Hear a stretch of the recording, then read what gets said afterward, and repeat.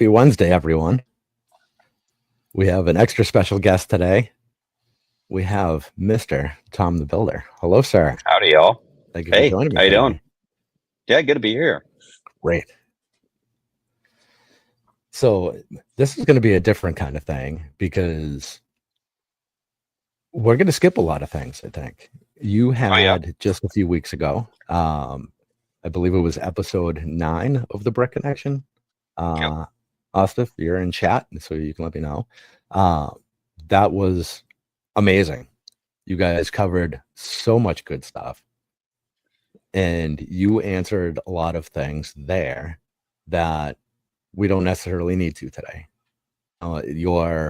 Some of your personal background. I'm sorry, my Wi-Fi's a little sketchy here. Am I like cutting in and out? Or but I see you here. You okay? Everybody else, hear him all right? Sorry, hey, I missed a little bit of the introduction there. Things are coming in clear now, right. But you're talking about Ostif's episode. Shout out Ostif. Yes, absolutely. Yeah. So you guys covered a lot of your personal background with Lego and your opinions on the stuff from the collector side. So this seems like a great opportunity to go more into the business side.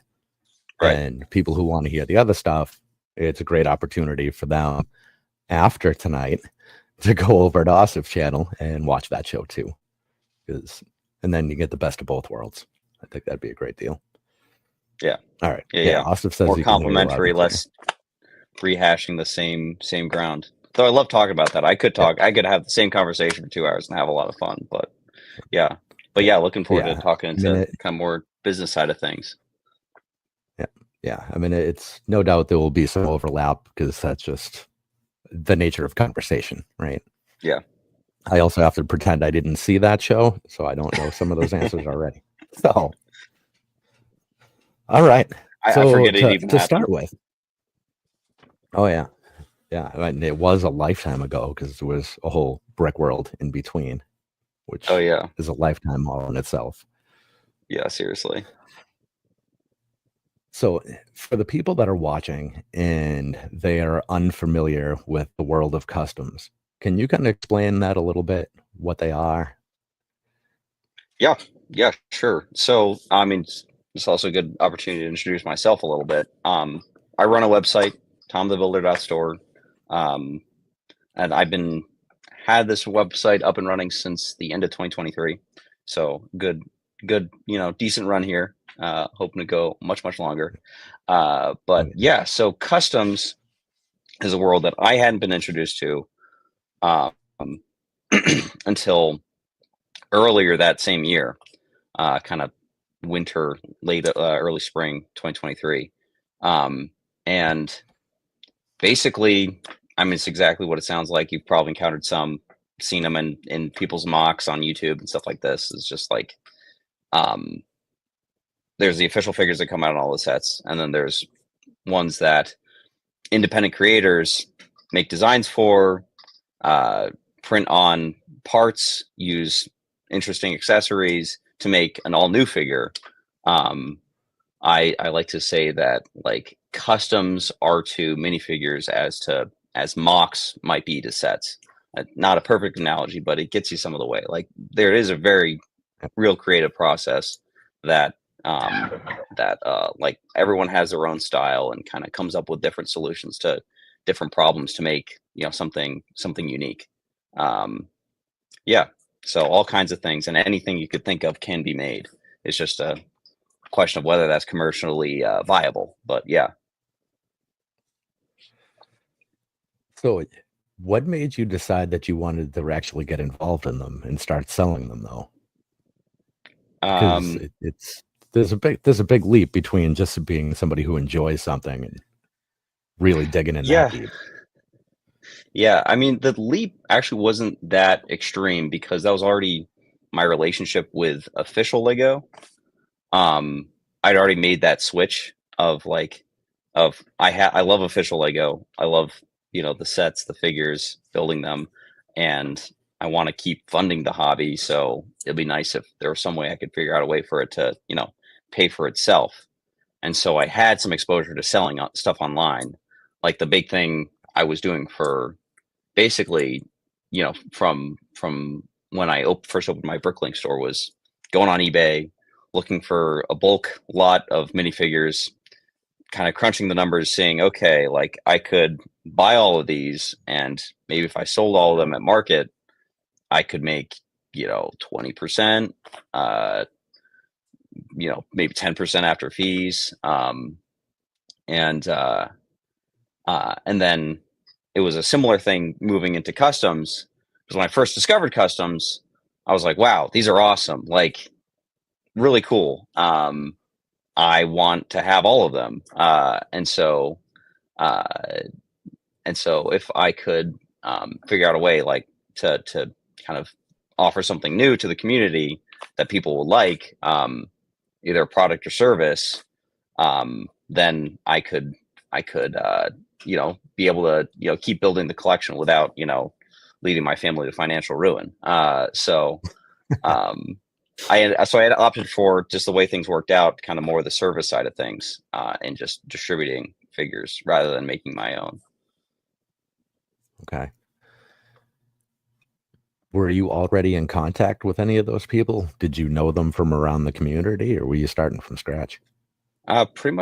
Pretty much from scratch. Like I'd spent some time, because there's a gap of time between when I first discovered, and my big introduction was GCC. So Hmm. like if you see, clones floating around, like look like this, kind of mimic an official style, but aren't official. Like this is Fordo from the animated series, but yeah, which is a figure that Lego themselves has never made, and most likely will never make. Um, so their specialty is clones. I love clones from the start, and nice. I'll just hold the fig. It's a go one. Um, and uh, and so when I heard about, oh, okay, there's a GCC Discord server. I didn't really have Discord at the time, so I downloaded it, hopped on, started chatting with people, finding out about new releases and stuff like that, and checking out their website, buying stuff from their website. And then it was some time I heard, oh, they might be interested in taking on more resellers. And I'm like, oh, reselling, what's that? And so basically just helping distribute their product um, to local markets, because GCC is overseas, Grandpa Clone Customs, they're overseas. So it's kind of buying stuff from their site as a consumer. You might have to pay a little extra in the shipping. And if you're not paying for shipping, it's gonna if you're not paying all that much for shipping, it's gonna be untracked, and you're gonna be like worried. Oh no, it's going overseas. I have no idea where it is. Is it gonna be all right? So it's a little bit of a nerve-wracking experience. So kind of having a distributor in a local market to be able to sell them to those local customers, as just a part of the supply chain, it'll just help them uh, help them expand and reach new customers who would otherwise be kind of, oh no, international, I'm not messing with that. Um, Kind of similar to Walmart, or Amazon. They have a lot of stuff coming overseas, but it all gets moved into the United States, and then from there it gets fulfilled out to the individual customers. So So yeah, so that's how I kind of realized, okay, that's one thing people can do. And so I asked them if I could be one of their resellers. I said, oh yeah, I've been selling stuff on Bricklink for years. I do a little bit of stuff on Whatnot. I'd love to be able to sell some of your stuff. And at the time they said no. And then I was like, oh shucks. And then the next month I asked them again, say, hey, I'm still really interested. I'd love to be able to help any way I can. And I love your stuff. I even spent, some stupid amount of money on your most recent release. And they're like, yeah, okay, well, we'll give it a shot. And then from there, just kept going from there. Haven't looked back. that's awesome. So I want to jump in on that a little bit before we go much further, because I'm curious about the international portion of that. So if they are, well, they are now, never mind if they're being an international company shipping, I don't know, we'll just pick a round number, 100 units to the US, then they need to deal with customs forms and everything for all of those units individually, right? Yeah. Whereas shipping to you, it's a one-shot deal based on however it's calculated, it's weight, value, whatever, and then you just take it from there. Yeah. You yourself don't ship internationally. Yeah, it's I do ship internationally. I have that available for anyone who's interested. Though for like, let's say, you're in Germany, probably makes more sense for you to buy from a European reseller like Bricks and Figs DE, or let's say you're in, the UK, maybe you should buy from Blue Harvest Bricks or someone else or minifigs.co.uk. Other people do similar things in different regions because you'll be paying less for shipping, which is a big fat expense if you're doing overseas stuff. Yeah, and it's just a much more efficient supply chain, rather than having 100, individual figures going across the ocean. It's just one big package, and then from there 100 go out. Yeah. I would also imagine that at that scale, they would be spending half of their lives shipping, where if they have you and a couple of people in other countries, it makes it a lot more manageable, right? They don't need a shipping department. Yeah. I mean, there's a reason. It's a mutually beneficial relationship. I get their product. I rely on them in that way. And then, but from me, they get all my services. They get, customer service is something, like responding to messages. So, when's this going to ship? Oh, I have a problem with this. This thing's cracked. This thing's, a little bit scuffed.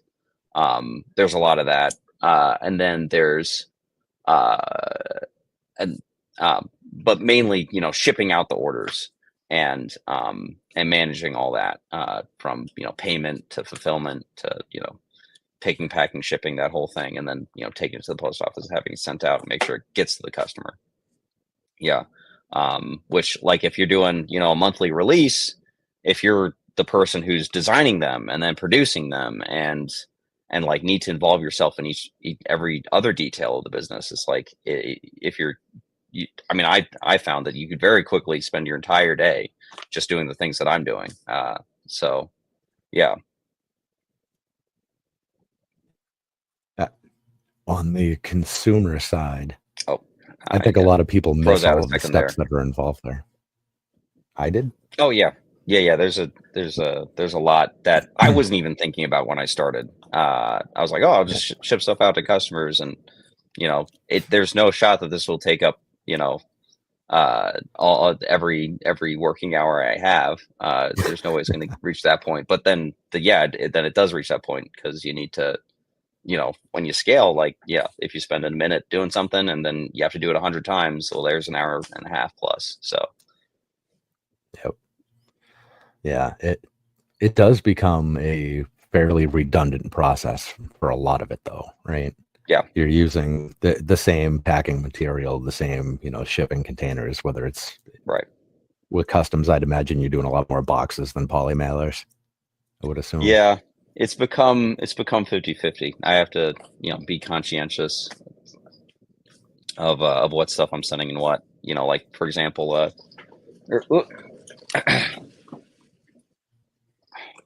one guy I'm working with, Rice Customs, he has this fun little promotion where every single figure he sells, if it's your Admiral Piet figure, it'll come with a little collectible card, which is fun. Wow, that's cool. But but you can't ship that in a poly mailer because if they get stomped on, which sometimes they are, the card's ruined. There's no hope for it. So I got to ship all those in boxes, which typically moves them into a different weight class, right? Yeah. So I have to account for all that on my end and make sure the labels I'm purchasing have the correct weight on them.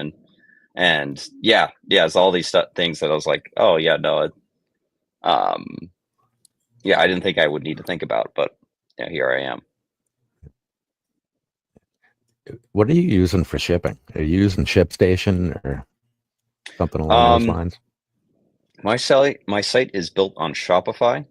And Shopify has Okay, so you something could ship similar through to them. ShipStation. Yeah, so if you're on Bricklink and you're taking orders payments on PayPal, you're usually using something like ShipStation.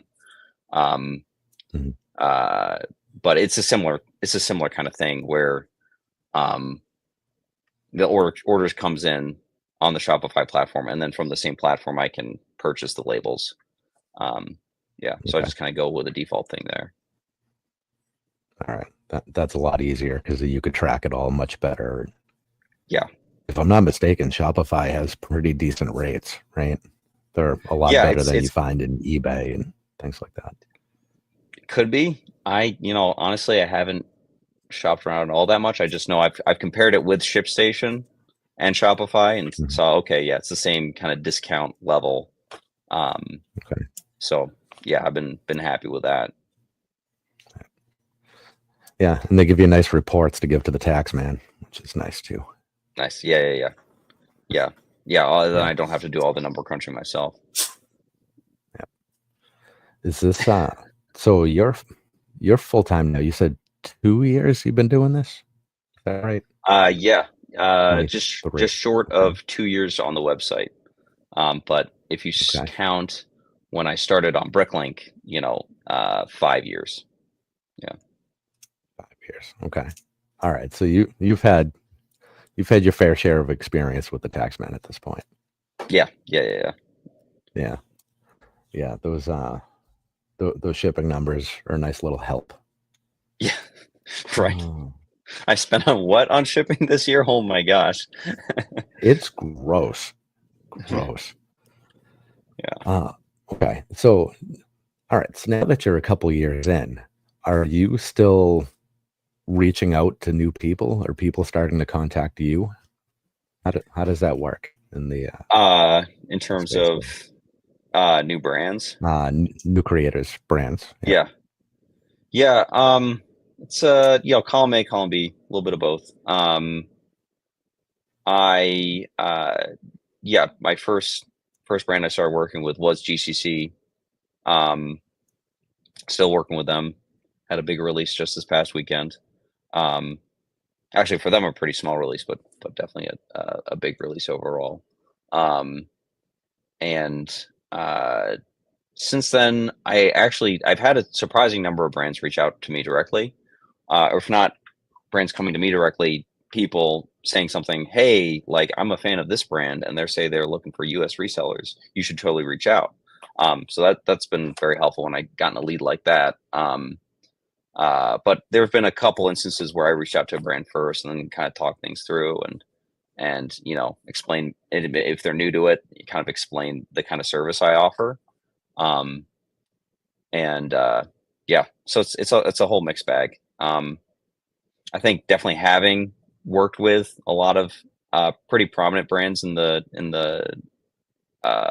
Lego community, customs community, um, helps me be known so that more people are reaching out if they're starting up a project.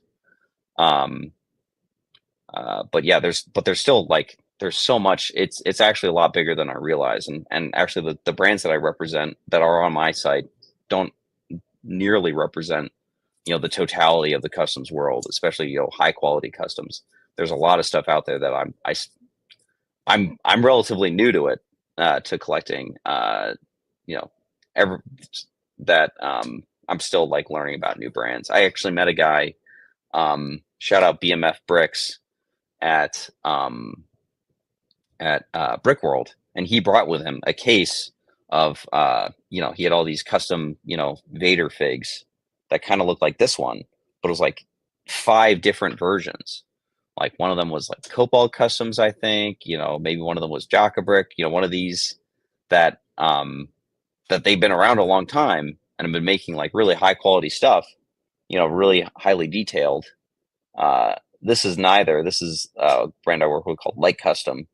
But Okay. yeah, there's just kind of goes to show you that, like, you know, I thought I knew some of my stuff, but he showed me, like, okay, you only know 20% of what I own. So that was insightful for sure. Now, with these brands, are they, I don't want to say this in any way that sounds derogatory to anyone. Are they brands that are like one guy and his buddy who have a lot of talent, or are they full operations, or kind of a mix in between? It's a mix. Uh, Definitely a mix. Honestly, I really don't know all that well, Okay. kind of their operations. Because it's a pretty um it's the same interface with all of them. Like they send me the product. I don't really know how they make it. I mean, I have some Okay. idea, but like in terms of how many people on their team, how many designers, how many, you know, who's running their printing machines. Uh, I usually don't know all that well. But it seems to me that, like, things for a long time have been pretty lean. Uh, Mm.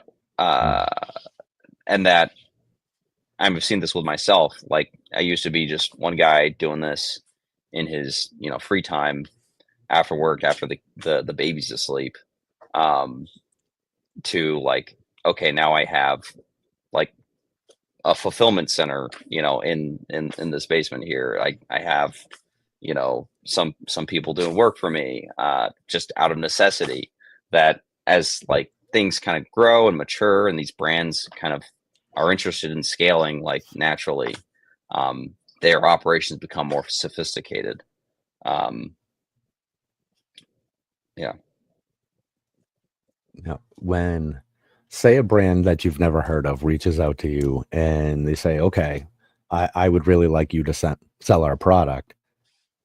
I'm sure you can, I don't know, Instagram, whatever, you can look at pictures of. Do they ever send you samples? Because I would imagine you don't want to just sell blindly, or agree to anything without You checking it out know, first, right? that's a good question. I haven't received samples, just like straight up, like, hey, we're interested in working with you. Here's some of our product. Check it out. And it's actually not even something I've asked for before, because usually, I don't think there's, pretty rarely there's an instance where, so usually it goes like this: like, the brand already has some products made, they already have a handful of Mhm. customers, because if you're just starting out, you don't really need someone like me, unless you really don't have the time to Okay. ship, or you're really just in a place where no one's going to be able to purchase from you, um, Mhm. directly.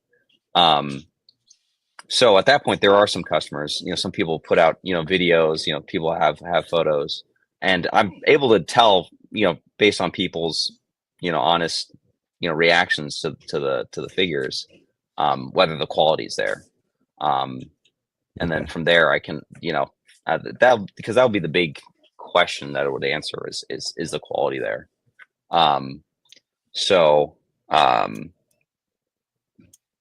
yeah, and then with brands, they tend to be pretty consistent and only improving. I haven't seen any situation where some brand makes a figure, it's amazing quality, and then the next wave it's, like, really bad. It, you know, you kind of, there's a lot of uh, yeah, there's power in brands that you know what kind of quality to expect. So Okay. everyone I've worked with kind of has kept up their standards or up them since I started. So Okay. All right. Because I picture like a brand new brand saying, you know what would be a great way to advertise for my brand? Get them in Tom's hand because people love Tom, and if he sells my stuff, they'll love us too.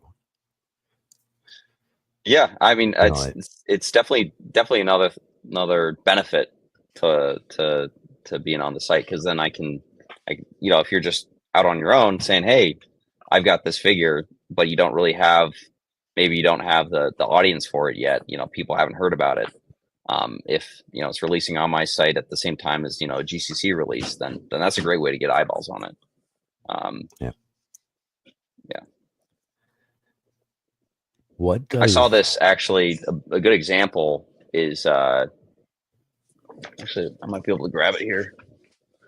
So one of my buddies, Blaze TM on Instagram, he also has a YouTube channel. He does these really cool like alternate builds. Like he did have this video where he turned the red Coruscant Guard gunship into Senator Palpatine's, actually Chancellor Palpatine's office. Somehow he used all the parts for that to make the office. I don't know how. Hey, but he's had an interest in customs, and he was kind of finding out about GCC a little bit after me, and so he made his own custom figure. He got in touch with people to make this happen. I don't have it assembled here, but it's the, if you can tell, it's the Temple Guard, and he had a bunch of those made, and he said, "Oh, I'd love for you to sell these." I went, "Yeah, I'd be so down." And we weren't sure how it was going to go. Like, is it, was it going to sell out quickly? I wasn't so sure. But then the drop day happens and it's gone in 10 minutes. So it was like, wow, like it's not an established brand. It's not like he is GCC. It's not like he's like us. This is his first time at it. But then the entire stock sells out. Much more successful than any of us anticipated. So that was really nice to see. Fantastic for him. What a way to start. That's exciting. Yeah. He's got to make more. I don't know where he's at with that right now. I got to follow up, but yeah, he's got to make more because those were a hit. So where does it go from the idea of the product to communicating with you, hey, we're going to do this drop at some point, to getting it into your hands, to actually releasing it? Because I'm sure things are coming before you put them on the site, and you need to have them in hand before the drop happens. Right. And we need to understand, okay, what quantity should I expect? All of those details. Yeah. I feel like this is going to be my answer for like a lot of tonight. Is it depends on the brand. Like custom here. Hold on, sorry, one sec.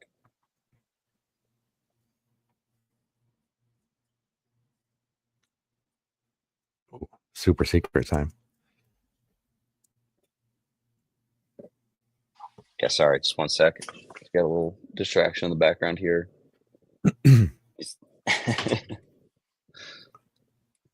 One of the minions. All right, we're good. Yeah, so one thing that I've seen a lot of brands do, Light Custom does very well. I'll be talking about Light Custom a lot. They made this nice Obi-Wan body here. They'll like post renders as soon as they have them made up, just to kind of get people say, hey community, check it out. This is what we're working on. And that does a really good job of like letting people know, building up hype until the release. And then once they have the render, they start working on producing it, and they might post little production updates, and so I'm kind of in the loop on that. And then once it's all ready, they'll send it to me.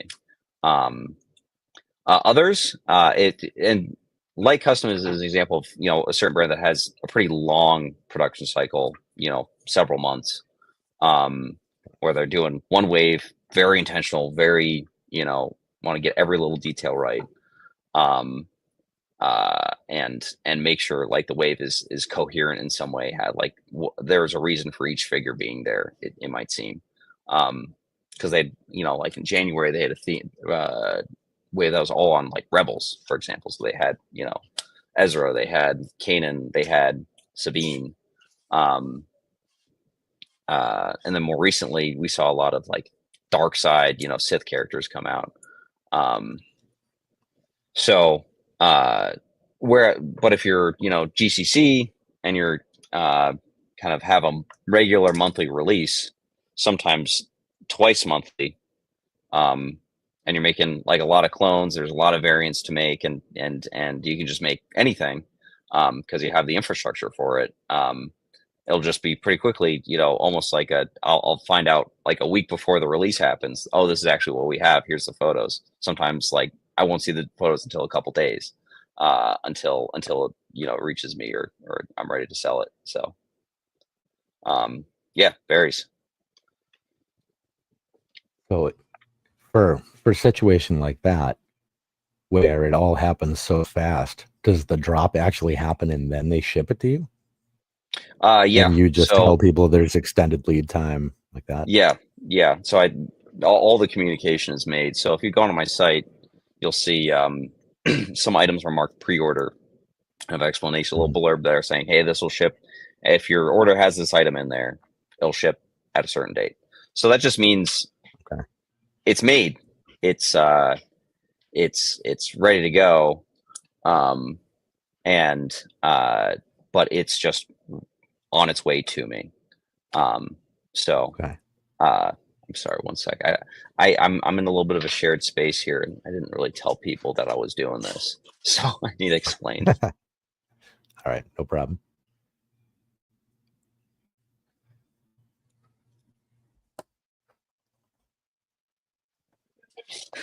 Okay, that should be the last interruption. Oh, that's fine. So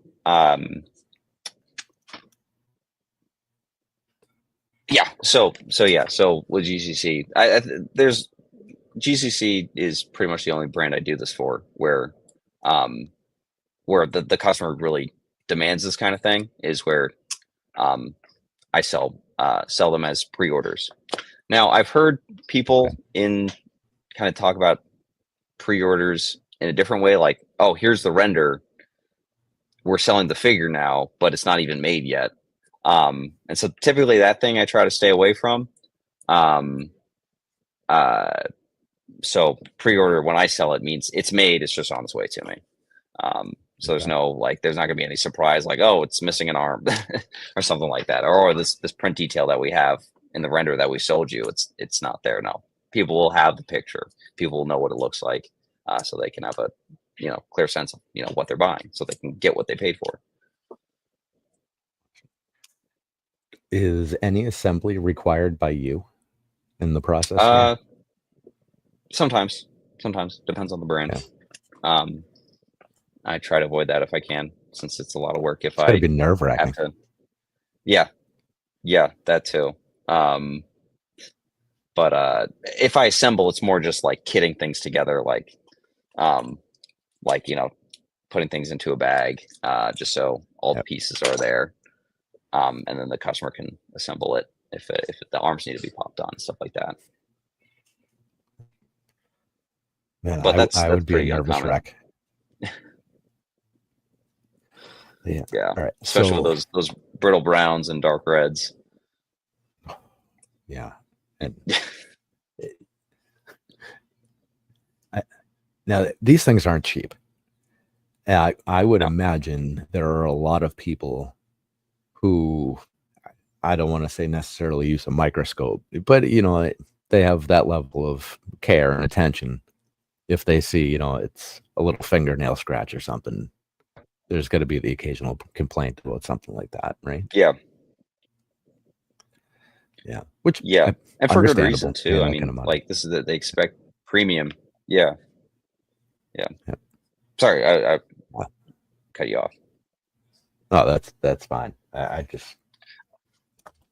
spend so much of my life dealing with used and parts that that they're not in pristine condition when they come out of a 40-pound bucket.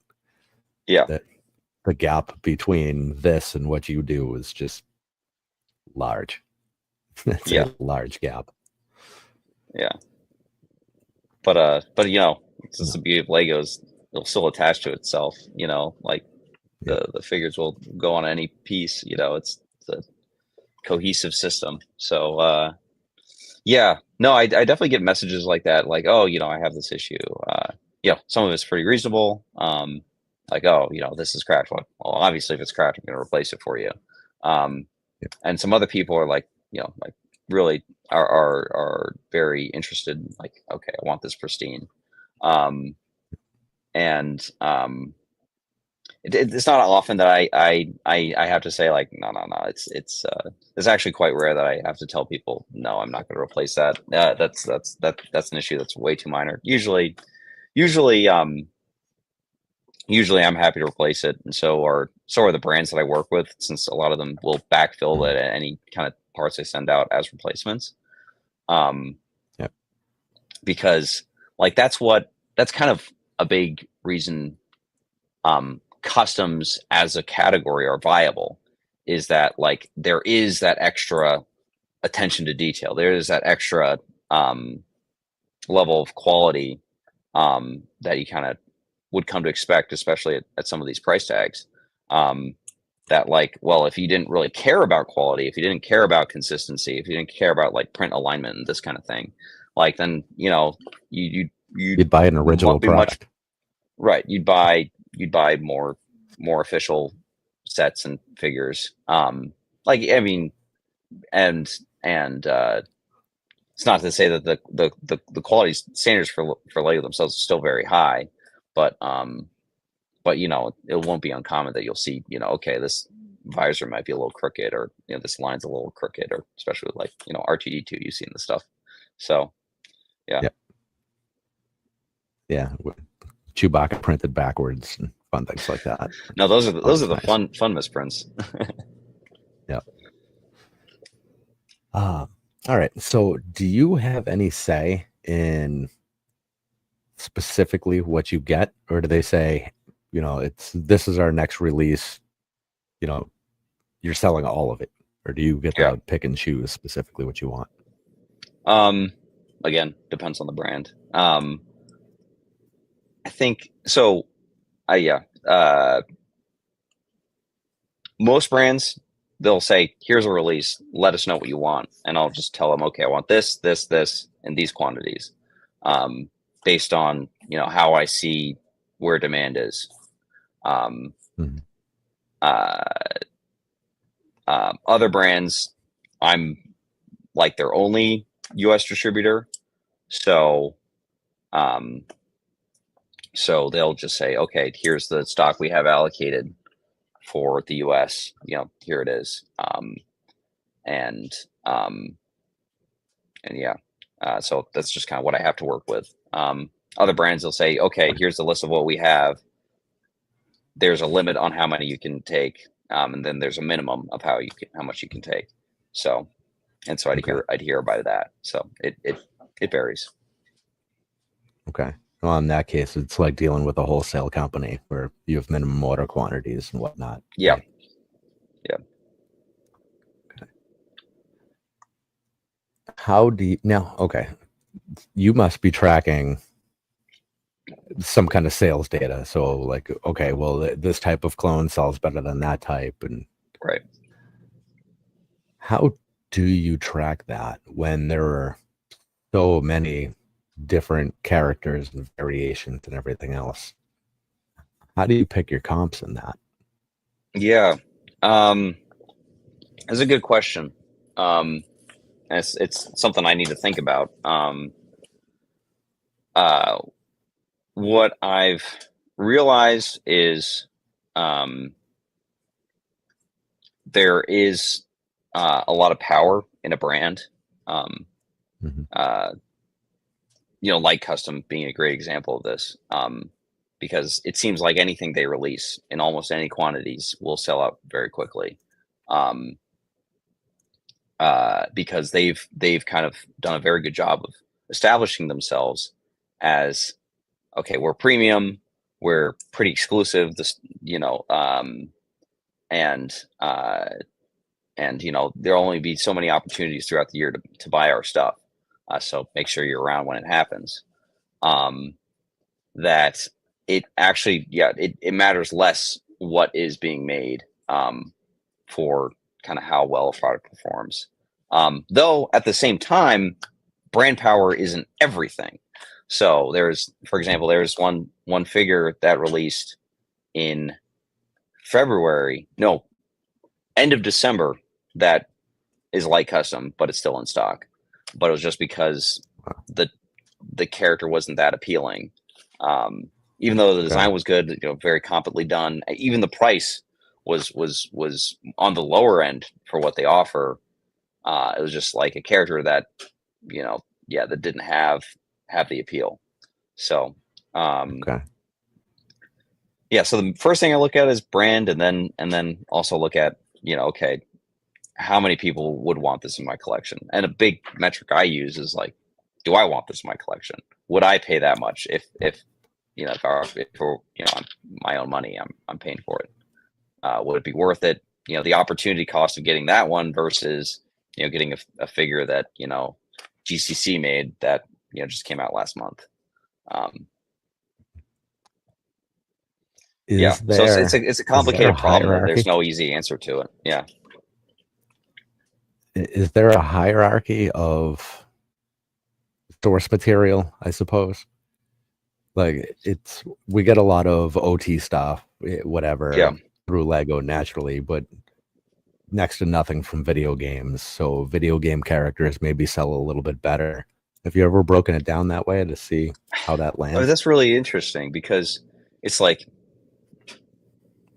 you think that, if it's a character that's been done before, maybe it won't sell so well. Maybe if it's a character, it's a double-edged sword. See, because if it's obscure enough, then not as many people will be interested. Like, there's a reason it hasn't come out in an official set. But if it is,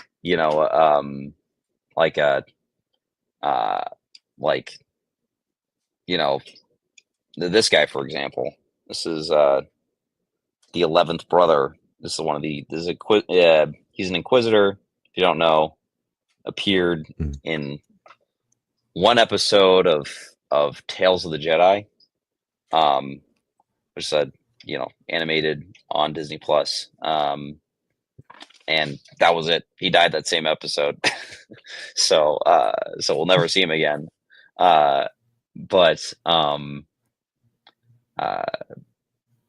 So very, very obscure, but he's got the coolness factor. So he was a product that performed well.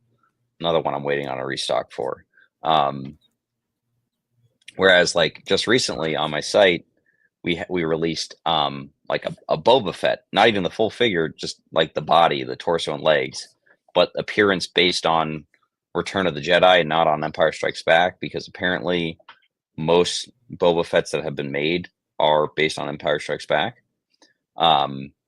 So this is just a Return of the Jedi variant. I was thinking, like, well, shoot, like, I like Boba just as much as the next guy, but we already have like a very nice looking one coming that's out right now in that mech.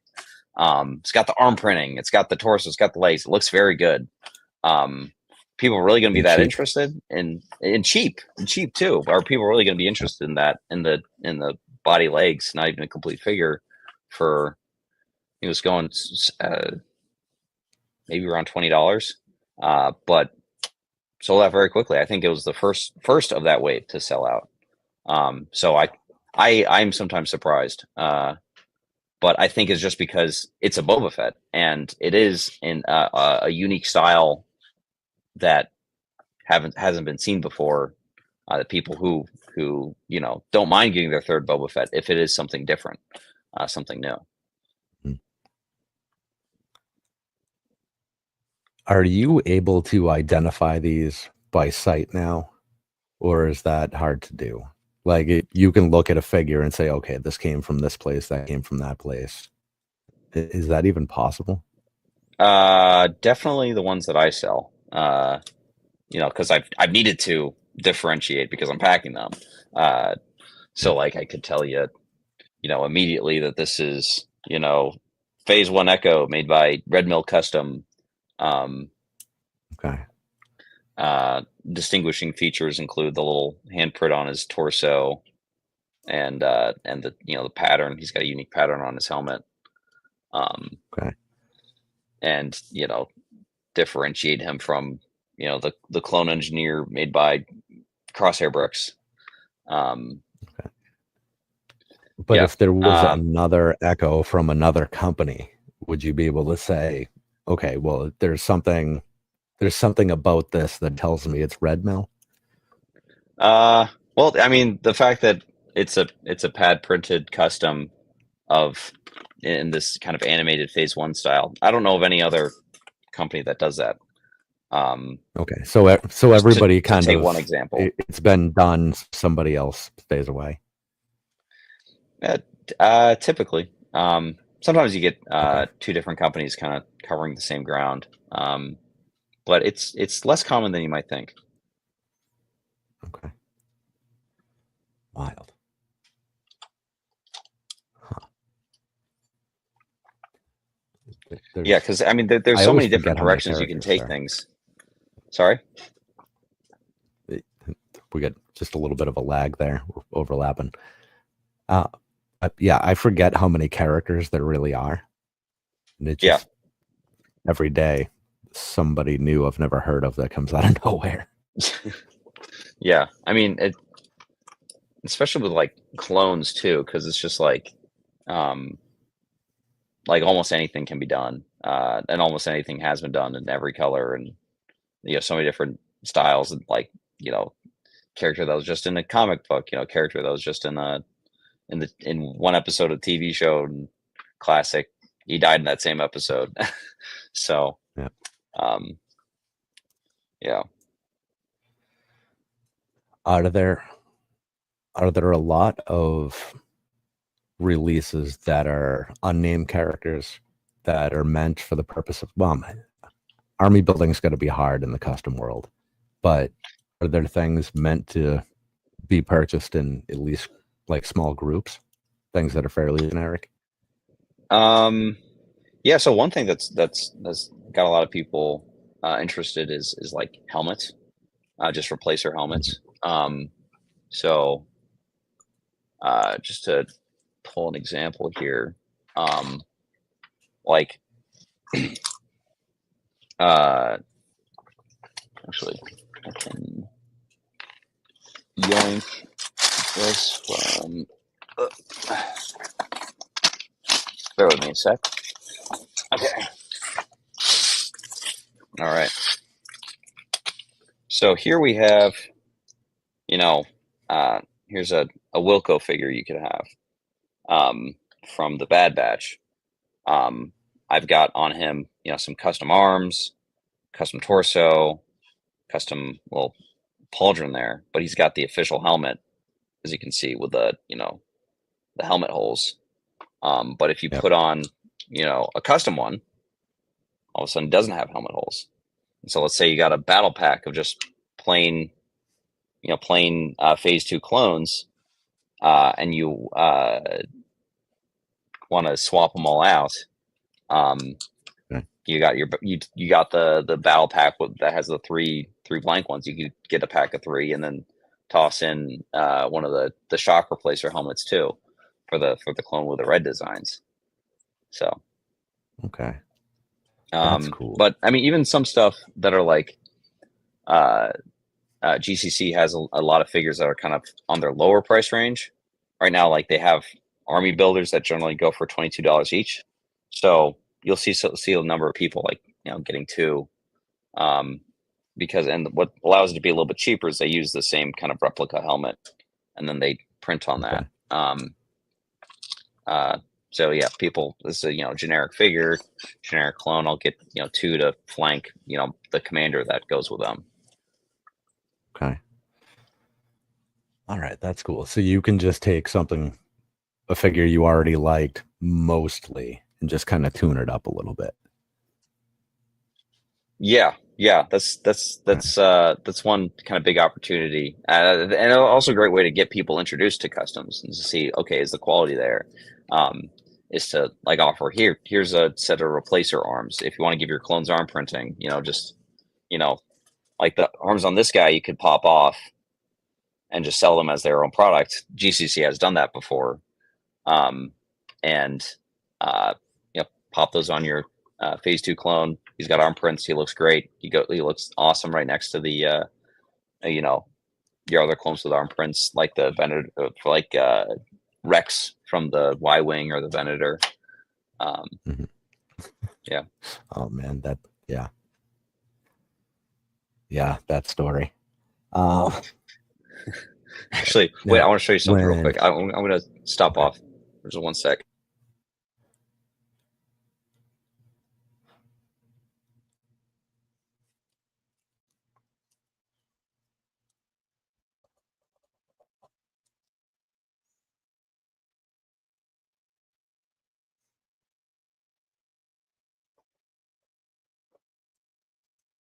Alrighty. Sorry about that. Here's another great example. I just realized is here's your UCS Rex, right? But if Mhm. you're not so pleased with the helmet shape, feel like it's a little bit too clunky, you could replace that. Um, and bada bing, whoop, bada boom. A little bit of a leaner helmet. If you think also his blasters are a little bit clunky, you can replace those. Boom, boom, boom. There you go. These are a little bit more detailed, a little bit Mhm. more accurate to the show. If you want to swap that out, if you feel like, okay, these printed camas, they're really, in the past we've seen nice cloth camas kind of wrapping all around. Instead, we just kind of get two little lines indicating it on the front of the legs. Well, if you want a physical cama to go with that little waist cape, swap that out, put on a physical waist cape. And Look at then that. there you go. You have a much, much improved Rex there. So, and for not nearly as much as it would cost, to buy a fully customized figure, head to toe, just upgrade a few parts and really just add so much. What kind of quantities can you get pieces like that in? Like the blasters, for example. Is that the kind of thing that cuts you off at 5, or can you buy 50 of them? From my site, I actually offer I offer these blasters in. If you wanted two, you could get just two. If you wanted one, you could get just one. If you want to pack 100, I sell them in packs of 100. So Awesome. if you wanted to upgrade your entire army with these blasters, you can go for it. For a discounted rate, of course. Okay. So if you buy in bulk. All right. So yeah. Yeah, So I because mean, yeah, well, with figures, there obviously has to be a cap so everybody has at least somewhat of a chance to get them. It's right. good to hear that simple accessories they can bulk up if they want. Yeah, no, and I think, and this is something I encourage a lot of my brands to do, is just like, if something is in demand and people want it, like, make as much of it as possible that the demand would allow, because if for every person who comes onto the site sees something sold out, well, that's a missed sale. Like, that's more profit Yeah. we both could have made, and that's a item that the customer wanted, and can't seem to find anywhere else. So I think that's something that GCC does very well, is, and I've seen them mature a lot as a company, in how much quantity they're making available to a much broader audience, and having just more like, everything's in stock all the time, ready to ship. You want it, you name it, we have it. Um, Stuff will eventually sell out, rather than another brand where, like, okay, they're only able to make so many of a figure at a time because maybe they're not sure how well it will sell, and then they vastly underproduced. But it's kind of a process. You have to start kind of from there, where Mhm. there isn't as much, because you're not sure how it'll go, to where, like, you have enough scale, you have enough expectation of how a product will perform based on previous releases, so you have the confidence of creating more, which is better overall. There's a reason why Lego themselves doesn't have everything sold out at all times. They do a good Mhm. job of making sure our stuff is in stock if you want it. for the younger brands, I would imagine it's more cost effective to sell out and then, it's kick everything back on and make another batch than it is Right. to produce too many and get stuck, right? Right. Right. Because if you can't get that capital back, then you can't start a new batch. And if you only got some of the capital back, then you can only make a smaller batch. So yeah, and then you might have bills in the meantime, eating away Yeah. your possibilities. So Yeah, cash flow is rough. yeah. Yeah, and it's also another thing where it's helpful to have a reseller, because then you could, depending on the arrangement, you can get that your capital right back immediately, without needing to wait on it to sell out, because then it's on me to sell it. Yeah. Do you have I don't want too deep of an answer on this because it's too much of a question, I suppose. But do you have different arrangements with everybody?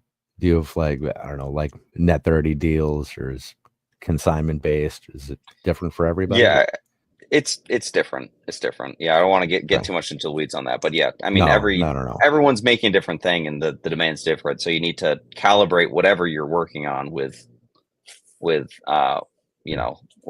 what's available, with where the demand is and where the demand has been. So Okay. yeah, to make it The reason viable I for ask everyone. is, because on the other side, at the consumer side, it's another thing to like appreciate that goes on behind the scenes, because people aren't just giving you all of their stuff and hoping you're gonna return some money after you sell it. Yeah. Business doesn't always work like that, No. and No. rarely ever does. Yeah. Yep. Yeah, there's a lot of trust, so you need to have a good reputation. So and yeah, on all sides. So yeah. Now, are you aware in advance for any of these if they're going to be like a one-shot deal, or if it's something that has a potential for a restock, or is it purely we'll just see how it goes on the brand side? Yeah, it's restocks are always possible. There's only Okay. rare times where it's like, okay, this is not going to restock because, let's see, where's a good example I can take from here. So, for example, I wasn't involved in distributing this, but there's they made this, like, these Geonosians. This is designed by Melnick, kind of produced by a team that has made a lot of really really neat exclusive figs, that they've kind of put inside boxes, and really fun collectible boxes. They have like really really awesome branding power. So Mayday figs in collaboration with Melnick and printed by GCC. They could only make so many of these because they have these special kind of fawn legs, a part that is very hard to source. So they could only make it in limited quantities, and it seems like it'll only get harder to source from here since it's not in any widely available sets. So that's a fig that you just won't see it get made again. Um,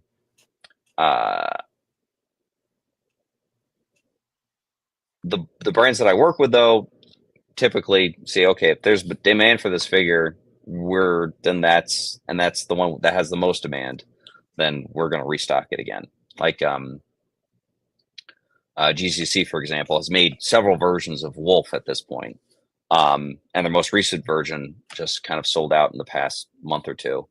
And so it's like, okay, like that's a figure that's always going to sell. So yeah, of course we're going to see a restock for that. So that kind of the sellout time is a good metric for okay,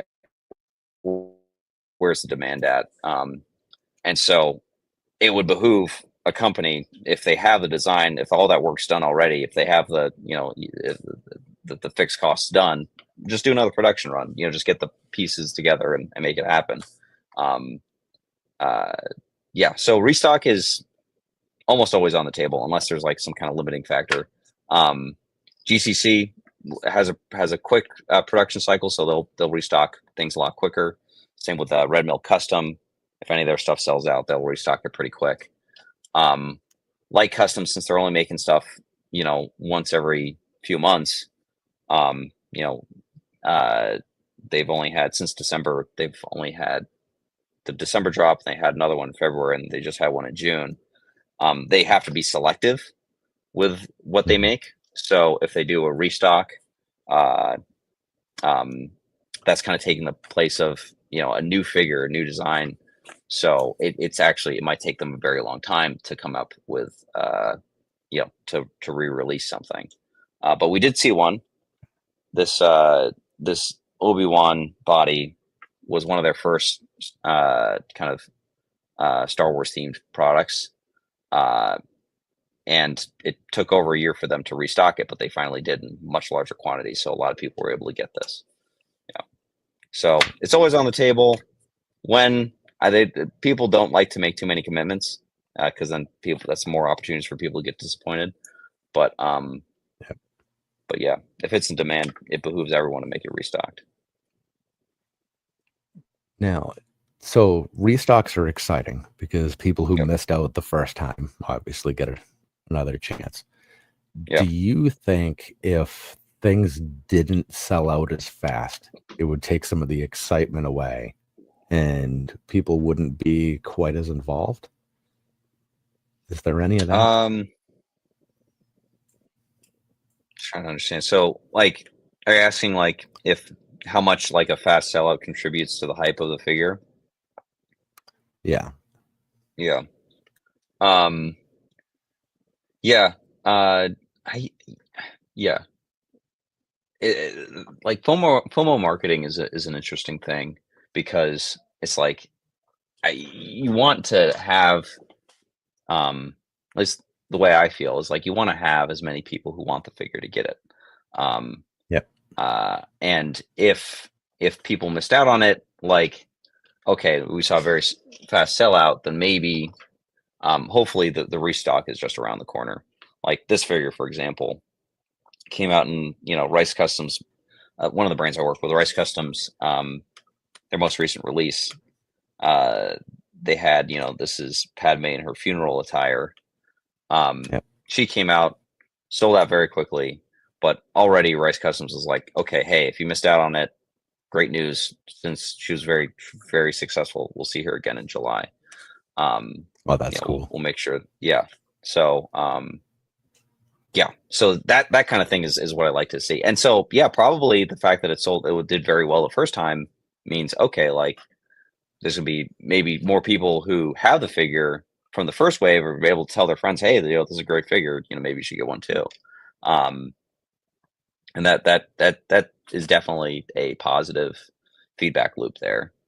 Whereas if it's like, sells out, gone, and then people are like, oh shoot, like we might never see it again. Then maybe some of the there's no reason for people to stick around and be looking for it. Then you might have some people lose interest along the way. Yeah, that marketing is so fascinating, especially from people that aren't in a marketing business. Because I guess there's some of that to the custom world, but so much of it seems more community driven and actually fan based than for the love of just making a ton of money and just kind of weaseling things around. Right. It's way more word of mouth. Community based, like you said, like people will post, in the GC series server, hey, I got this light custom figure. And then people post in the light custom server, hey, I got this, Brick Daddy figure. And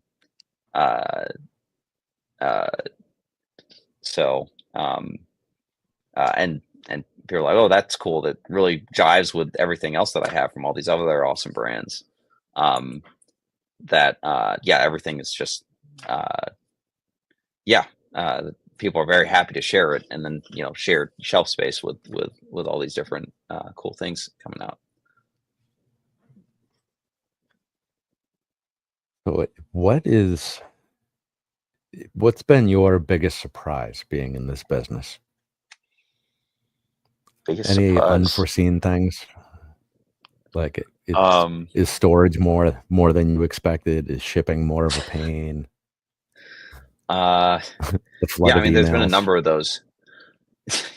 Yeah, like how much the biggest surprise was like how much time things can take if they're at a certain scale. And so that's been like a continuous challenge of mine, is to get things to be more efficient where it is scalable. Like I can multiply myself by making things, by doing the thing that I'm doing faster, or by showing someone else how to do it and then paying that person for their time and efforts.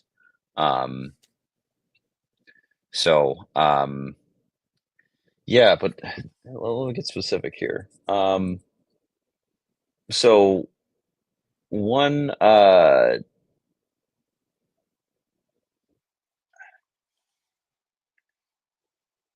yeah, I guess one thing that has surprised me is just the number of brands hopping onto the scene and coming up with really amazing stuff. And like this, something that always surprises me, like, okay, like it's unlimited, the possibilities. Just when I thought, okay, I've had all the clones I need in my collection, there are no more. I've seen it all. I know of every single clone design ever made. And then all of a sudden, like someone drops, oh hey, check it out. Here's a clone in sand red. This is old news at this point, but this is the Melnick Forgotten Legion clone. It's just based on Revenge of the Sith concept art. Okay, shoot, then there's people who are out there like, give me 12. So, yeah. Shout out Osif. Yep. He's a big fan of those. Oh, that's funny. Wow, based on concept art. Man, that's really getting in the weeds. Right. Fantastic. Like not even like fully fleshed out. This is like a drawing, but it exists, so people want it. Actually, that's something that like it's been actually GCC has done a very good job of doing, is actually creating a lot of concept art based clones. Like, yeah. So there's like you can look them up. There's these cool drawings of like different clones that had concepts of while they're making Revenge of the Sith, that only some of them made it to the screen, and if they did make it to the screen, some of they looked a little bit different. So that was like a real kind of treasure trove of potential there, and so they did a great job kind of bringing a lot of those to life. For example, this guy, yeah. So what about stuff outside of Star Wars? We saw Daredevil and a couple from there, and those were amazing. Yep, there you go. Those just amazing. Is there going to be more non-Star Wars stuff showing Hopefully up to that caliber? So, yeah. So that was Daredevil by Chip Custom. This was the first kind of exclusively superhero brand I started to work with. That was a situation where people reached out to me and say, oh, hey, hey, I see Chip Custom coming out with cool stuff, and he wants a US reseller. You should totally talk to him. And like, it was actually a few people told me to do that. I'm like, okay, I guess I better check it out. I'm very glad I did, and took those people's advice, and those people reached out to me because now I'm working with them, and they're making cool stuff. So here's a little Frank Castle for you, a little Punisher. Awesome. I think he's got an alt face on that. Oh yeah. Flip it around. Very unhappy Frank there. Now, did I see in your story today that there was a jacket for him as well? Oh yeah, one of my customers posted that he got the recent haul that included this guy too. But yeah, he had some custom jacket on him. I don't know where it was from, but I thought it was cool. Okay. So that's a cool jacket. But yeah, like that's just another example. Like anything's possible. There's a lot of stuff out there, stuff that I don't even know about, and that well, a lot of stuff can be so compatible. Like I like to display like my Anakin figure here like this. This is Anakin by Brick Daddy, but the cape was not designed intentionally with this figure in mind, but it goes so well that I just display them like that. And this cape is by the Brickway, and they specialize in like custom cloth. So it's like, yeah, like there's part of that creative process. You can mix and match a lot of brands together to make like the ultimate version of whatever you want. UCS but minifigures. yeah, right. Yeah. As they should be. And this is like a real detail I love about this guy. He's got a little kind of like the very faint little American flag in black and white on his shoulder there. It's like really just a few lines, just a suggestion of it. But yeah. Wow. But anyway, yeah. So this Chip custom, kind of my first foray into superheroes. Kind of a totally superhero brand. I think there's a lot of potential there, and I'd like to keep doing that. And it's something that I don't have as much knowledge about, so I'm kind of relying on some other people to kind of give me good advice there. So shout out Austif and Michael Brooks Forever on Instagram. Tell me, okay, is this cool? Is this not? Because I don't have as much of an instinct for that. So yeah, it's definitely a natural progression, I think, because there's a lot more interest in Star Wars generally, but if there's some interest in superheroes, then yeah, they ought to be represented. So, do you think superheroes and I don't know, say medieval or military or things like that are necessary for the growth of the business, or do you think the business can grow purely based on Star Wars? I think, yeah, I wouldn't see it as necessary, though that'd be cool. But there's already so many people who do military and medieval so well that it's like you could check it out, but there are people already there who are doing it better. That I'm not sure if, I'm not sure if it would make much sense to, not as much opportunity. Like K-Town Bricks, for example. Have you heard of them? Mm-hmm. They were, yep.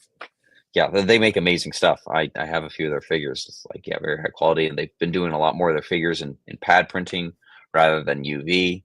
So it's got the that extra level of detail and perfection and they're making all kinds of like historical kind of characters from medieval times, like accurate, with the different kind of factions, different kind of countries and nations represented. So, yeah, I don't see that. That's always something I'm interested in. Is something to kind of like study. But in terms of expanding in those directions, I think first I'm going to like focus on superheroes, do that well, and then maybe think about, okay, adding more at that point. Okay. Yeah. K-Town I found out about because of Brick World. I really had no idea that they existed. And then I was shocked at what a big deal they were and that they weren't just, another little booth. That was mind blowing. I hadn't seen that coming at all. But I do wonder if brands like that would benefit from almost being a line item in a store like yours, where somebody would like, okay, well, I collect a lot of Star Wars, but I also have like this little corner of my shelf dedicated to whatever. Yeah. And they're not aware of anything outside of Star Wars. Yeah. Yeah. Like just a little bit of extra discoverability. Yeah, I mean, possibly. Yeah, something to yeah, consider. yeah. I mean, maybe not somebody quite at Yeah, their because it's scale, definitely but yeah, yeah. There's definitely some benefit. Because it's also that kind of that word of mouth. Like, how do people find out about you?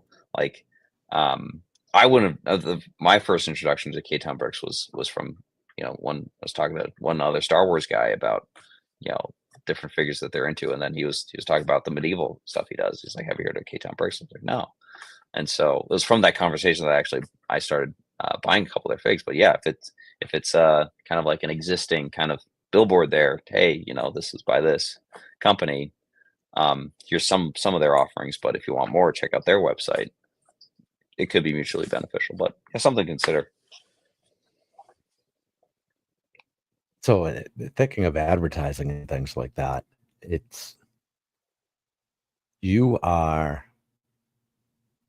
you are Tom the Builder, the store, but you are also Tom the Builder, the brand now, because it's seeing the love in like the posts people make. They're talking almost as much about you as the figure they receive. It's totally undeserved, man. That's well, that's astounding to see because that doesn't just happen to anybody. That has to be deserved or it doesn't happen. Yeah. So, how did you go about making that happen? I suppose. What sets I you yeah, apart? I well, it's a good question.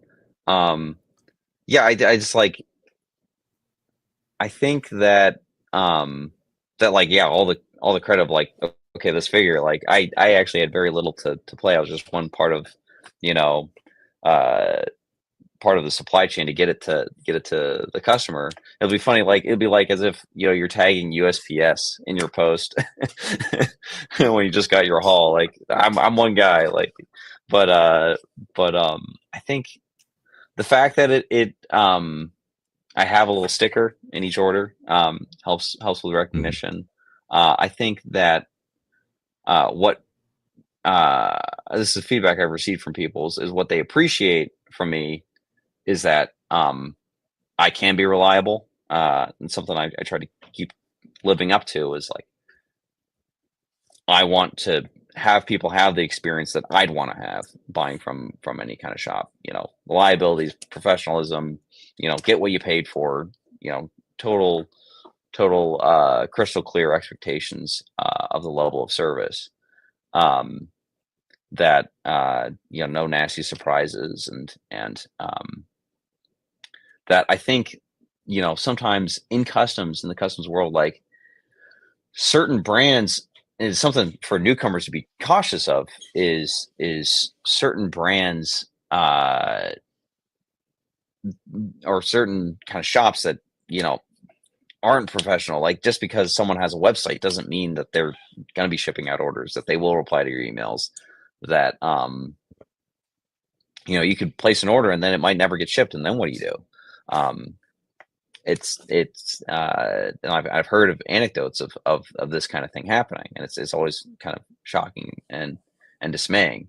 um so even with people who might have been trusted at one point but then kind of fall off the map. um so I think people who've been in customs for a while, they've had one or two bad experiences. They've stuck around long enough despite that. um so to have professionalism, to have high quality service, is something that people would appreciate and should expect, but do Mhm. appreciate. Yeah, It's it's a rare thing, I think. I mean, I think most of us at this point have put in a fair share of orders from something simple as Bricklink, and you get just recycled bags. We've had things yeah, packed in cereal boxes and sent in the mail with a label stuck on them. yeah, I understand reusing things. Let's all be good. For the environment, whatever. But I don't need a mini cereal box with like the cut off corner of a grocery store bag with a bunch of bricks in it. There's ways to set yourself apart and make yourself look better, right? Yeah. I think And that that, goes that kind of along comes. well. Yeah. Yeah. And it's a fact that like so many people are are who are in the community, like they're hobbyists, if they're selling stuff on Bricklink. Hmm. Majority of Bricklink stores is just people, doing it in the spare time. Um, Yep. I mean, and yeah, like you'd have to pretty you would have to have a pretty sophisticated operation to be kind of much more than that. So if you're a hobbyist, it doesn't matter so much to you if you have a stellar reputation as a seller, because it's just something you kind of do. Like you want to focus on, being, all the other important things in life to focus on rather than, your Bricklink rating, your actual job, your family, stuff like that. So, it's kind of a natural consequence of hobbies that, maybe you won't get the same level of service. But I think something that I heard Rice Custom say in an interview with Ostef that is, and I believe I've had a conversation with him about this, is like to have to provide an excellent product um, for um, to the community, excellent product and service, and to have to be commercially successful, are not mutually exclusive, and in many ways, very supportive of one another. Because if you are interested in the future success of your business, you will be interested in being as good as you possibly can be. Yep. And, not ripping people It's off, and all the basic things that you'd expect. Yep. Being a good human. Yeah. Yeah, totally. It surprises me. So I have this weird natural instinct to turn everything I do in life into a business of some sort. It's just as much of a character flaw as anything else. But it It's that entrepreneurial surprises me spirit, man. when, yeah, I don't want a boss, and I don't want to work for somebody else. It just, everything about that sounds terrible. But I don't understand why people wouldn't think that way. So when you deal with somebody and they are unprofessional, it's actually Yeah, fairly shocking to me. yeah, Why not just be good at what you're doing, yeah, even if it is a hobby? yeah. I don't know. Yeah, yeah, that's a good way of describing it. It's like, yeah, if I ever encounter that, I'm just kind of perplexed. Fortunately, for pretty much every brand I work for, I work with, uh, nothing but professionalism when we're kind of communicating between ourselves. Um, and but anytime that I might encounter that, it's like, okay, like your product might be good, but I don't want to work with you because you know, it's unpleasant. So if that's kind of cutting into your business, then why continue to behave like that? But um, yeah, Yeah. So it just, I don't know. It's kind of a random question to throw in here because I'm curious. When you get these orders, do they throw in like an extra one of this and one of that for you too? no, Or no. no, you actually have to purchase Sometimes from actually, yourself? yeah, I usually just purchase for myself, but sometimes I'll get a little extra goodie here and there. Recently, GCC made they made like golden clones. They used like official gold parts to make, just printed their regular basic clone template onto those, and made a golden clone. And they made like a silver one too. And and they're like, oh yeah, there's just going to be GCC site exclusive. The resellers won't get this. I'm like, okay, that's understandable. I understand that, this limited quantity on something like that. Mhm. Only so many you can make. And then I messaged them and say, hey, oh, could I just kind of add one of those to my bulk reseller order, just one for my personal collection? And they said, he said, actually, I was going to include one for free, but I guess I might as well tell you now, so you don't have to worry about buying one. I was going to be That's a little cool. surprised with my next order, so that was really nice to see. Um, Awesome. but no, it's definitely the exception, not the rule. And so with everything, Yeah. and it's a big reason I'm interested in customs is because the business that I chose is because I have an interest myself. I want to collect these, so for almost any release, I'll just keep one of each for the personal collection. And it's also helpful to have just one on hand at all times in case any of them do restock, so that I can take photos, do some kind of promotional stuff with that, rather than need to wait for the whole new shipment to come in. So there are some benefits that I kind of use to justify all the collecting that I end up doing. But no, mainly I'm in it for the love of it. So All right. Yeah. So the whole purpose of the business was to cut everybody else in line, and you just happen to fall into a full-time job in the process. yeah, yeah, selfishly, yeah. Yeah. That's a good deal. That's how all jobs should happen. Yeah. That's a good one. So for the people who are like just finding out about the world of customs, what do you think the entry point is? Like, Uh, should they start with something that they absolutely love and just go gung ho? Should they buy something simple as like a sample to add to their collection and see if they feel good about it, what they think? Where would you go there? yeah, my suggestion for anyone starting out collecting, dipping their toes into this world is yeah, start small. Don't go crazy. Don't buy the whole wave. If you're not sure Yep. if that's something that you'd be interested in, a few months from now. Uh, yeah, I definitely can recommend, all the accessories, to upgrade, existing figures. That's a great way to start. One of these blasters goes for 75 cents a piece. The helmet, Oh, they're very cheap. 250. 250 for the helmet, $2 for the cama.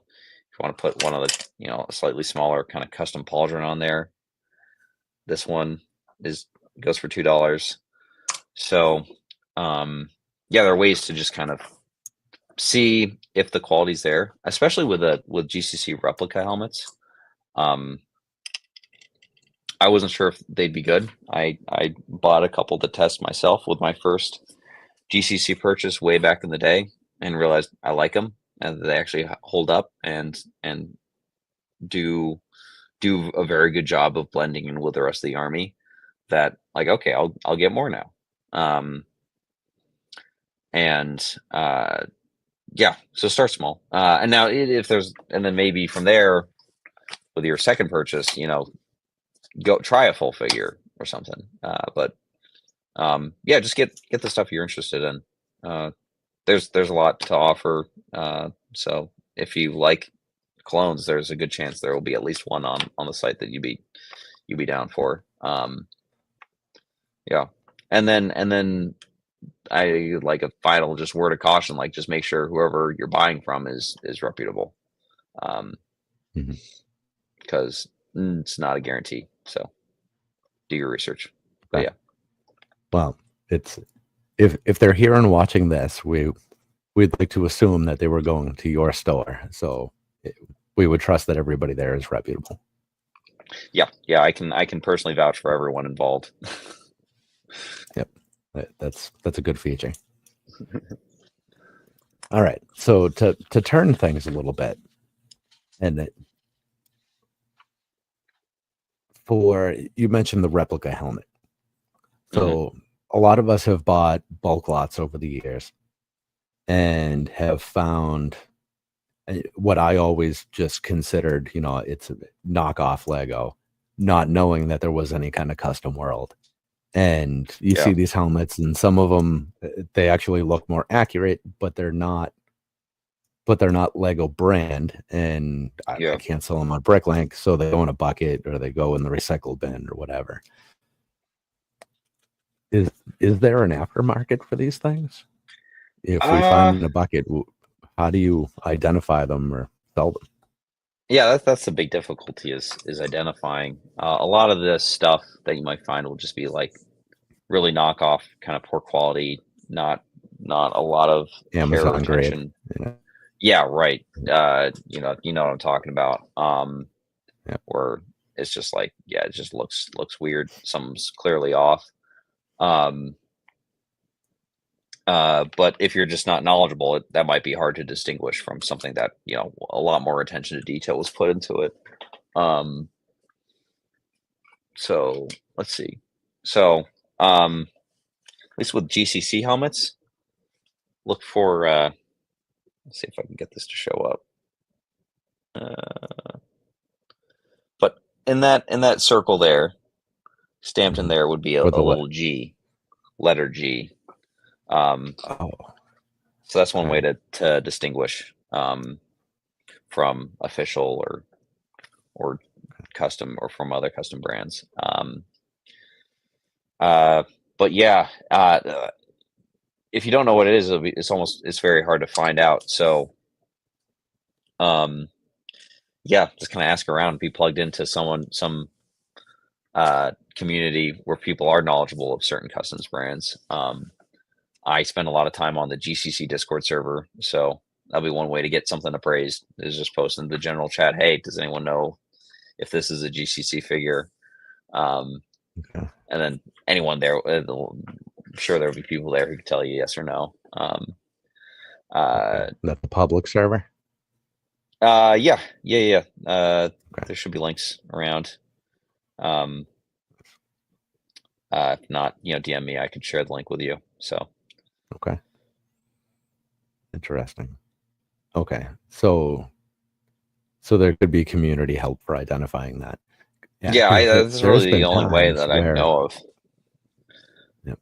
You look at the whatever you want to call it, the neck stud, and the Lego logo is there, and it's very much real.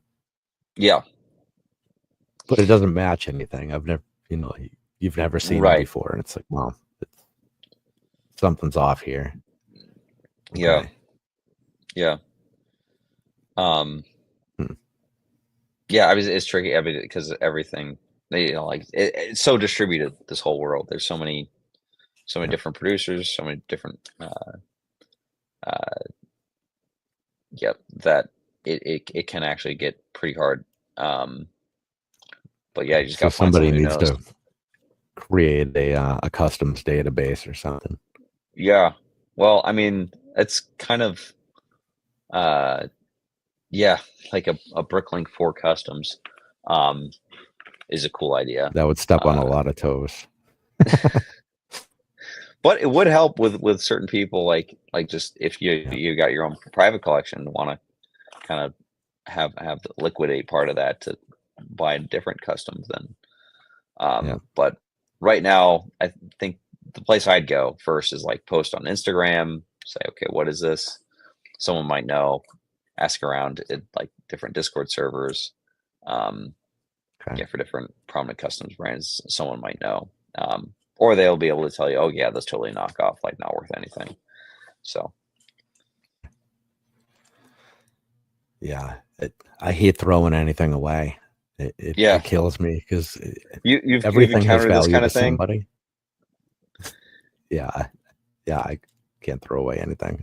Everything goes in a drawer for the rest of my life, apparently. And if I can't sell it, if there's somebody out there that wants it, I would much rather just like, hey, I got a whole bunch of these things, it's whatever, cover shipping, or I'm just going to throw them out, Yeah. We actually have a 40-pound bucket over there that's full of non-Lego, whether it's knockoff or mega blocks or whatever. We just we just lump everything in a bucket and we list it for like 50 cents a pound, and it can just go wherever. Nice. Is that up on eBay? Yeah, it goes on Marketplace, so Okay, somebody nice. local can get it because it's just heavy to ship. Yeah, well, true, true, Some true. little kid out there will have some fun with it, and Totally, totally, save a totally. parent a buck or something. Yeah, I had a blast with Mega Blocks Um, growing up. Yeah, yeah, no complaints. they're Uh, for mostly no complaints, but yeah, yeah, yeah. I mean, they cover some good IP too, right? totally, Yeah, I totally. mean, Yeah, in hindsight, I regret all the birthday money I spent on like those Halo sets when yeah, at the same time, like, the frigate, the clone frigate with Commander Wolf and the Wolfpack Trooper and Eth Koth were all coming out, and I was like, yeah, I'll pass on that. I'll go get the Pelican from Mega Bloks. It's got some cool oops, Spartans in there. Uh, but yeah. Oh well. yeah, yeah. You live and learn. Yeah. Yeah. All right. Well, what about so talking about finding and selling things? I guess the natural progression there would be the investing versus scalping conversation Yeah. and where exactly that lands. And what's your take on that? Is there a line? Is it a gray area between the two? Just right and wrong? Yeah. I mean, so um, I've given Lego investing a lot of thought. Um, you had DG Bricks on a little while ago. That was a really interesting episode. I was watching. I've been watching some of his stuff for a bit longer. Because yeah, he was just this YouTuber talking about Lego investing, and he has a very good approach where he's very methodical and Yeah. talking, kind of applying just very kind of basic investing principles to, and just kind of a mentality to that whole world. Uh, um, that I actually practiced a little bit. Tried stocking up on some sets close to retirement, see how they'll do after. Um, and my thought, like people in the customs community, kind of give that a bad rap, uh, or just the general Lego community is like, oh, you're a Lego investor. Like, what are you? You're ruining the hobby for other people. You're selling things for crazy markups. On Bricklink that it was nowhere near what it sold for when it was at regular retail. But my opinion on that is that um, like the Lego investors actually provide a very valuable service um, Hmm. to the broader community, because if it weren't for investors, the prices would be crazy um, aftermarket. And you actually see this. You see the effects of this in real time as more people have gotten interested in Lego investing. Um, the the sets themselves, post retirement, the spikes haven't been as crazy in recent years. Definitely, Yeah. like 2020 and earlier, the spikes have gotten pretty hefty. Like 3-4 times, and higher. But I know in the example of some of the things that I tried investing in, that like returns just haven't been there to make it worth the time I spent, looking for deals, the amount of space I use for those sets in storage, and then the time then to then spend selling it down the line. Um, but everyone wins in that kind of arrangement, because the consumer who wants something post retirement gets a better deal. It's a simple supply demand problem. If supply is high and demand is the supply is lower, it's just hobbyists who are getting rid of the one in their collection. um, then there's really just only so many of people who can provide that to the market. uh, but if there's people who are sitting on a whole stack of them and are looking to liquidate at some point, then that's a lot more supply in the market, and so therefore price will go down. um, Yep. So, and then the retailers benefit because more people are buying stuff up during the production run, um, uh, and are like taking up buying a lot of quantities when the sales happen, which is definitely in their interest. Um, yeah, and now where it becomes a problem is where your purchase of a set, or any item, where it becomes considered scalping. There's a long way of getting to my definition, which is,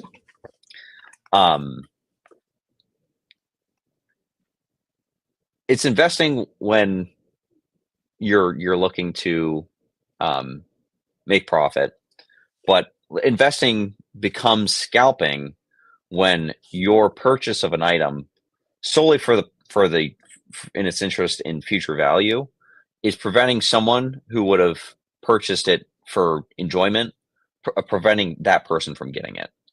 And so there's two kinds of consumers. There's the people who buy it for the interest in selling it for profit later, and there's people who buy it for the enjoyment of itself. If you, as a person who's buying it for profit later, preventing that other person who wants it for enjoyment from getting it, then I'd call that scalping. And scalping is something that happens. Only so much you can do about it. I don't like it. I try to avoid it. Because it's just kind of an icky feeling, because it's like, well, that's not really what this is for. These aren't, this isn't stocks in a company.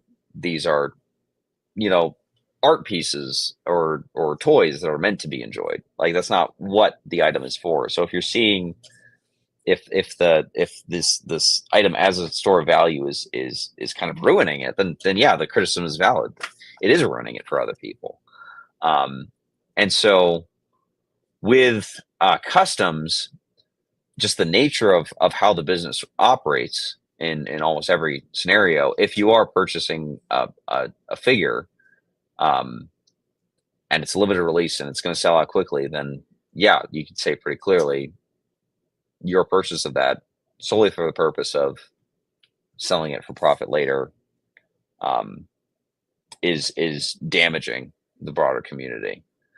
And so for that reason, I try to curtail scalping as much as possible on my site. If I find out someone's scalping a figure and I know who it is personally, I can reach out to them. I'll say, hey, cut that out. Or, sometimes in more extreme examples, I keep a blacklist of people who are not allowed on my site, because I know what they're doing is anytime I sell them a figure, it's up on eBay, as soon as it's delivered. So, and it's damaging for the community, because it is such a community-based business that you want the community to stay happy. These are the people who've supported you from the beginning, who've kind of been engaging with all the posts and kind of been participating in the hype, that you want to make sure that those are the people who get the items, that it's not someone who's looking to make a quick buck off of it. And so if those kind of diehard fans, who are big supporters, who are the ones who are giving you success, you want to do right by those people. And so for that reason, you want to curtail scalping as much as possible. And so I play a role in making sure that scalping isn't running rampant as a behavior. I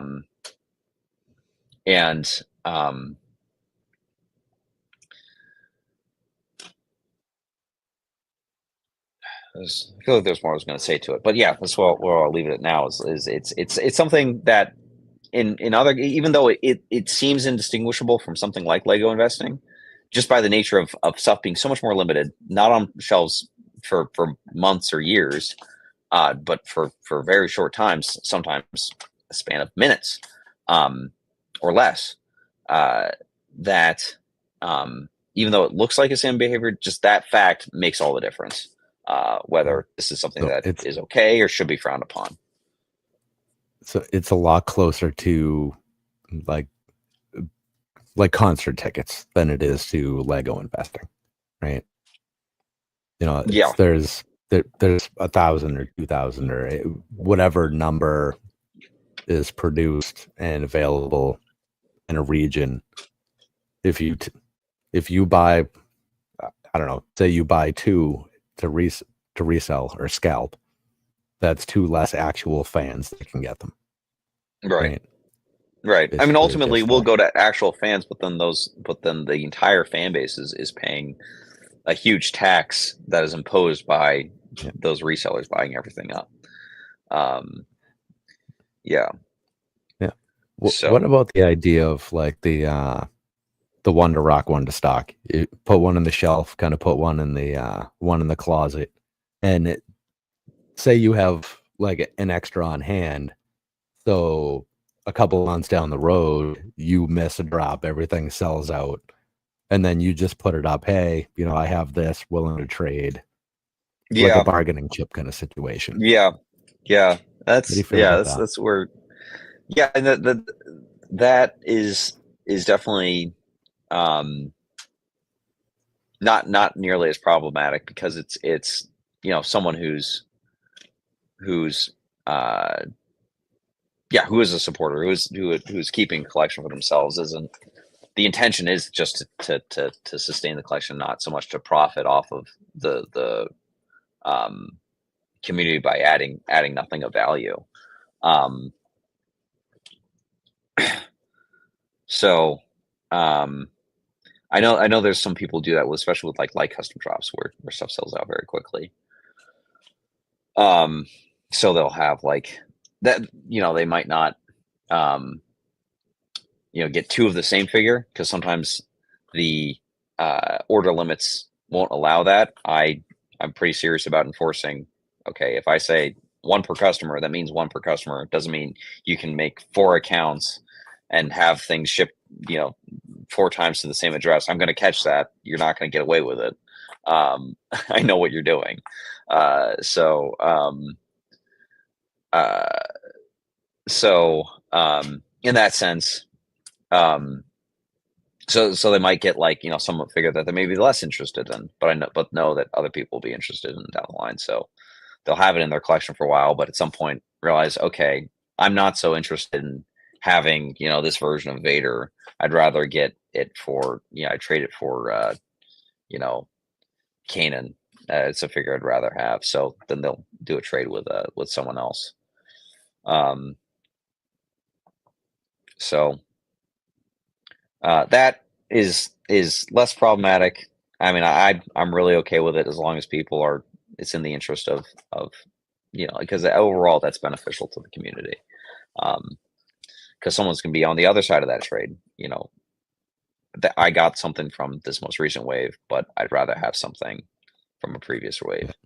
So It's a direct benefit to both members of that arrangement. yeah, Right. yeah, because they happen to be there. Guy A was at place A at that time. Guy B was at place B at that other time. So that's a mutually beneficial arrangement that only like that fans and supporters all benefit from. So it's not something that is damaging to the brand or really hurts them as much as you can't argue that it is nearly as harmful as someone who's literally just has no interest in the figures for themselves, but only to flip them on eBay. That doesn't really have a knowledge or appreciation of the item that they have. So that is you've seen that recently with Citizen Brick was I forget, like a donut head guy or something. Oh, was it like right their after that Chicago release. Pope or donut? Yeah, I think that was going for big money too. But there was one. It was some character with like a donut head that, like, right after release, it was on eBay for $230 or something crazy. Yeah, right. And if you're a Citizen Brick fan, or it hurts to see. It's like, I mean, especially for me, like with something like where people were like, I know who are talking to me, who are longtime customers, were saying like, "Oh man, I am so upset that I missed this."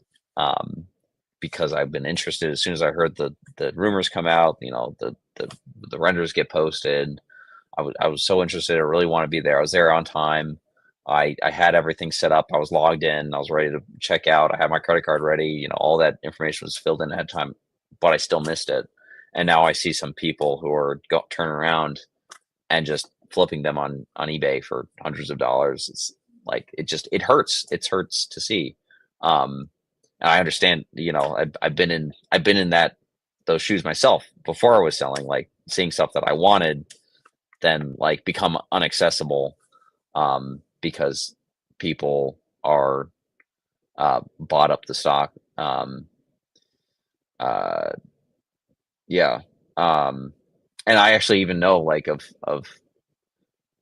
like someone who's like on the brink of just like giving it up entirely. Like I was like, I'm so done with um collecting customs because this experience was just so upsetting to me. That's like as much as I'd like to curtail as much of that as possible, and so it's kind of two sides of it is discouraging scalping, but then also encouraging those same companies to say, hey, the demand's there, make more, people want it, people will buy it. Re-release that. You don't need not everything needs to be fueled by FOMO. Yeah, this feels a little weird to say, but also right. Are you familiar with the Canvas Dawn? Canvas Dawn. Yep. That's like ringing a bell, but I can't tell you what it is. Canvas Dawn does custom sets of like I don't, what example can I use? Like NWA and I don't know, like Biggie and Tupac and things like that, and actual like little sets. That feels very scalpable. Yeah. Only because it's like, all right, well, I mean, they're just a bunch of drug dealers and whatnot. So it feels like it's almost a natural fit. Not saying I suggest it, but it just, I don't know. It almost matches. I mean, scalping characters of drug dealers. It just, it just goes Okay, together. yeah, actually, So naturally.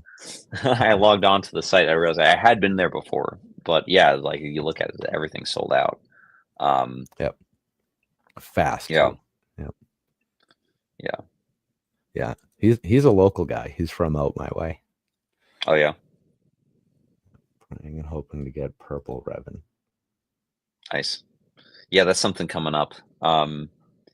In though we might have to delay that release due to USPS giving us trouble. We thought we did everything right, thought we had everything lined up, but then the shipment's not proceeding at the time we expected it to. Despite paying however much was paid in shipping to make that happen. So frustrating, but headline, Brick Daddy release is gonna be coming up. He's making like a version of Revan that he is actually restock. He made Revan once, and then he made like a new version in April, and then said, "Okay, that sold out very quickly. Let's make more." So now he's making a new restocking the same version, but also as a fun add-on, including as a part of the release, like a white version of Revan in kind of white cloaks instead of his typical black, and then one in purple. So, Geo, I wish you luck getting that. That one's going to be a little bit more exclusive. So, all right. Well, I know we're coming up on a hard stop here. So I want to make sure you get a chance to plug anything you want to plug. Is there a list of specific drops coming, or just your store, your IG, a little bit of everything? Yeah. yeah, follow me on Instagram. Just the best way to stay informed. People are asking me, "Oh, when's this going to restock? When's that going to restock?" Get a lot of messages like that. Like the best way to stay on top of all that is just to follow me on Instagram. Check out my stories when I'm posting them. Especially check out my posts, because that's when that's where I'll have the most relevant information. My story might have some other kind of random stuff in there. And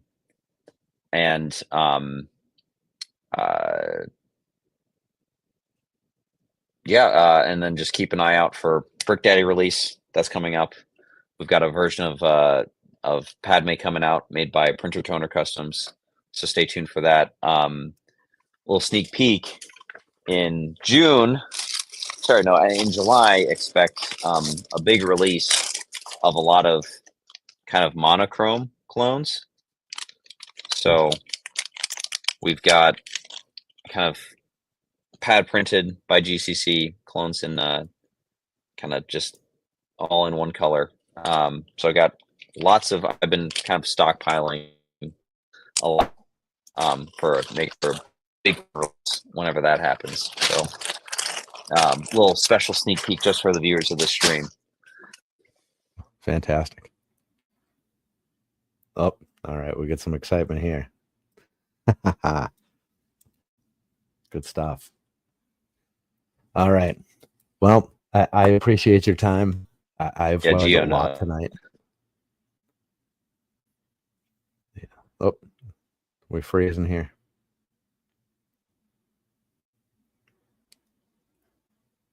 Give me a second.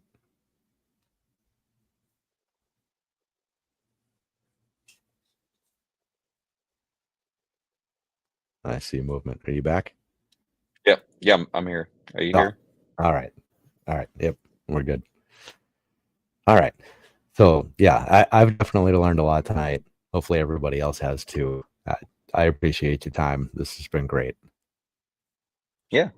Thanks for having me on. Yeah, a lot of fun talk about the biz. At some point, I want to learn about more about your stuff. So I don't know, become a guest on Austin's show or something, because you got a lot of interesting stuff going on with your app and your website, and so yeah, I'd love to hear more about that. All right. Well, we'll find a time to chat about that at some point. Sweet. We'll make sure that happens. I try not to talk about me too much here. But yeah, awesome. Thank you again, and good night, everyone. And next week we have Tacos from Lego Masters. She's coming on to talk about her STEM program. Very she cool. has a Lego STEM program, which is very interesting. And nice. Yeah. So we'll try to not talk Lego Masters and find that it's impossible and talk about it a little bit anyway. I think all the questions in the chat will be, if I'm there, I'll be asking about Lego Masters for sure. Yep. Yeah. I'm sure that'll happen, but she's got to be used to that by now. Yeah. Totally. Should be a good time. She's a ball of fire. It's good stuff. Nice. All right, man. Well, thank you again. Have an awesome night, everyone. Yeah, I will see you next week. It's been a pleasure. Take care. Thanks.